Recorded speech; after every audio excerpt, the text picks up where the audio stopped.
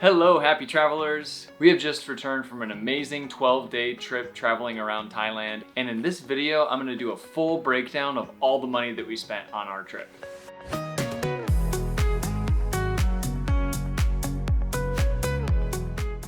If you haven't seen all of our travel vlogs from Thailand, be sure to go back and check all those out. We had a really amazing time traveling around and we documented everything in detail.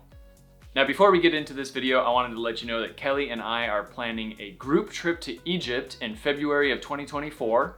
We're going with a company called Trip that we recently traveled to Costa Rica with, and we had such a good time that we decided to do another trip. It's going to be an action-packed trip where we will visit the pyramids of Giza, going to King Tut's tomb in the Valley of the Kings in Luxor. We're going to be taking an overnight sleeper train and a cruise down the Nile River. If you're interested in traveling with us, we'll go ahead and link all that information in the description so you can check out that group trip. All right, now let's get into the budget breakdown.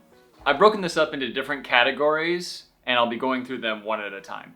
Also, I should mention that the price that we're talking about in this trip is going to be for both Kelly and I, so it is the price for 2 people traveling around Thailand. The first category is going to be transportation.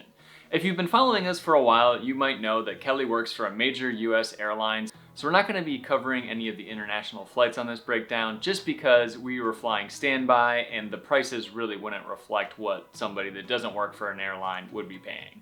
However, we did take quite a few domestic flights throughout Thailand and we will be covering those. So in total, over our 12 days in Thailand, we spent $884 on transportation. We went to a lot of places in Thailand. We visited Bangkok, the tiny island of Koh Lipe, Railay Beach, and Koh Samui. We took quite a few flights. We drove on minibuses, we took taxis, we took speedboats, and we took longtails. So we traveled around quite a bit during our 12 days. $642 of that was just spent on airfare. The first spot that we visited in Thailand was Bangkok, and we spent a few days there. After Bangkok, we traveled to Koh Lipe, booking a flight from Bangkok to Hat Yai. That flight cost just about $163 for 2 people, including our checked bags. Once we landed in Hat Yai, we had a minibus arranged to take us to the Pakbara Pier, where a speedboat would take us to Koh Lipe. Arranging that minibus and the speedboat cost $92.62. This flight was actually delayed and we ended up missing our minibus. We booked the minibus and the speedboat as a package through the company 1-2-Go Asia, and unfortunately they didn't give us a refund even though we missed our minibus. So we had to buy a taxi, which cost us $40. We nearly missed our speedboat as well, but we made it just in the nick of time. That speedboat ride ended up being really bumpy with lots of people throwing up. It ended up being one of the craziest travel days we've ever had. Check out the video if you want to see a little more about it. After our time in Koh Lipe, we traveled to Railay Beach, which was another speedboat back to the Pakbara Pier and a much longer minibus to Ao Nang. From Ao Nang, we then took a 10-minute longtail to Railay Beach. The price for that transport ran us just a little over $50 for 2 people. After Railay, we spent $24 to take a longtail and a minibus back to the Krabi airport, and then caught a flight from the Krabi airport to Koh Samui. That flight, including checked bags, was a little over $172.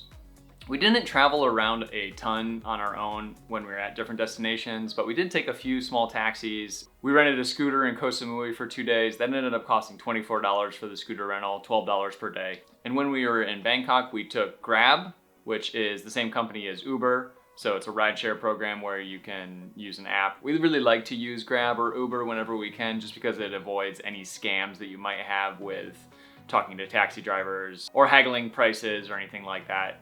When you handle all the payment online, there's a lot less room for scams, and so we really prefer to use that.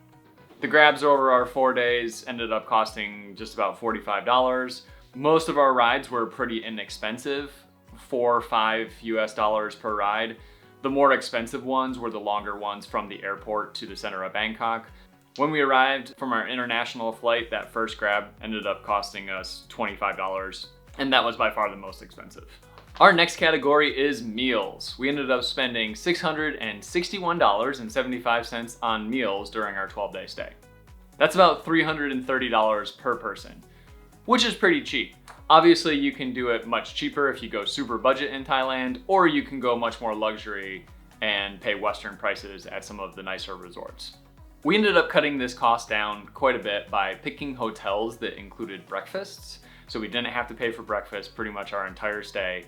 We ended up going to quite a few happy hours to get cheaper drinks and some lighter food.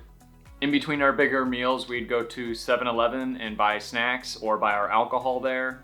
On average though, you can expect to spend about $10 per plate at a restaurant. Like I said, obviously you can find street food that is going to be much cheaper, or you could go to a really nice restaurant at a resort that's going to be quite a bit more than that.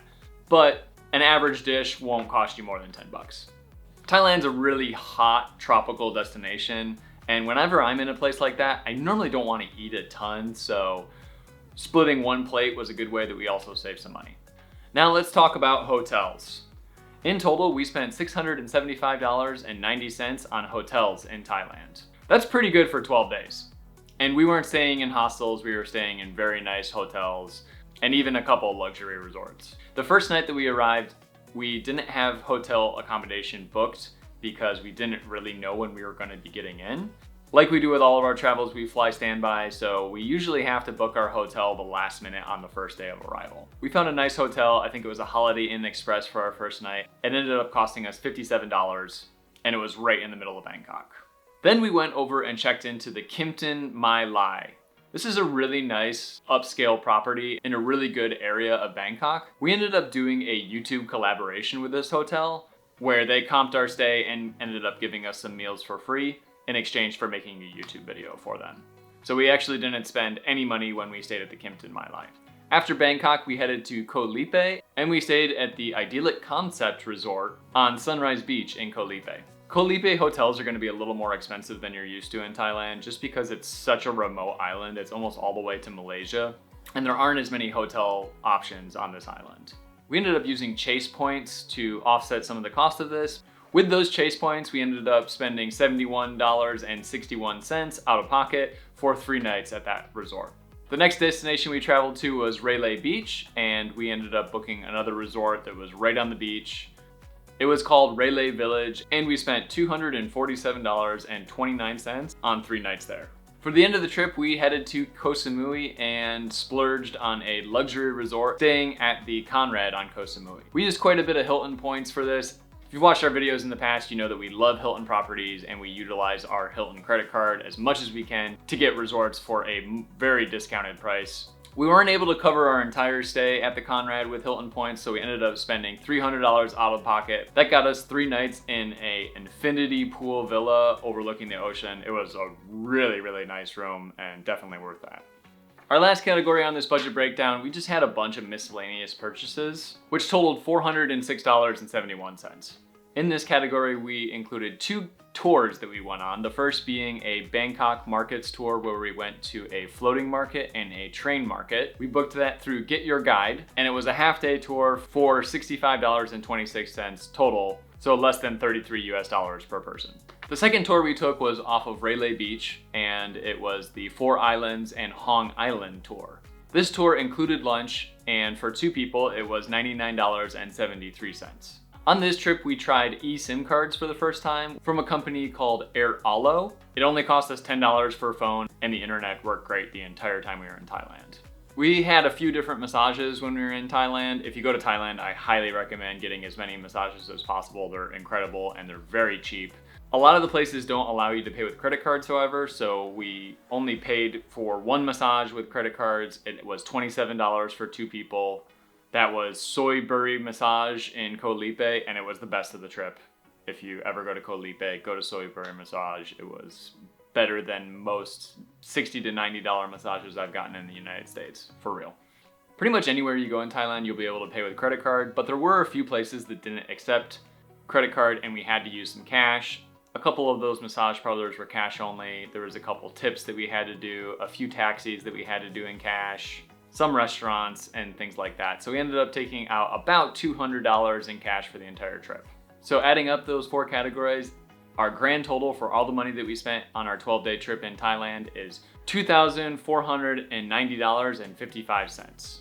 That's just about $1,245 per person, which is a little more than $100 per person per day. Again, you can do Thailand super budget, or you can go much more luxury than we did and spend quite a bit more money. But we like to make these breakdowns just be transparent about how much you're actually realistically going to spend on your vacation if you do travel similar to the way that we do. If you have any questions about Thailand or about how much money it costs to travel around Thailand, please hit us up in the comments. We'll do our best to give you any advice that will make your trip to Thailand a little bit easier.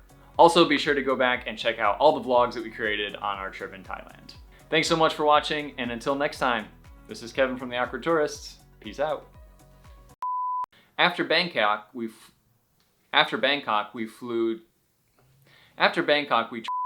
and when we were in Bangkok, we took Grab, which is a,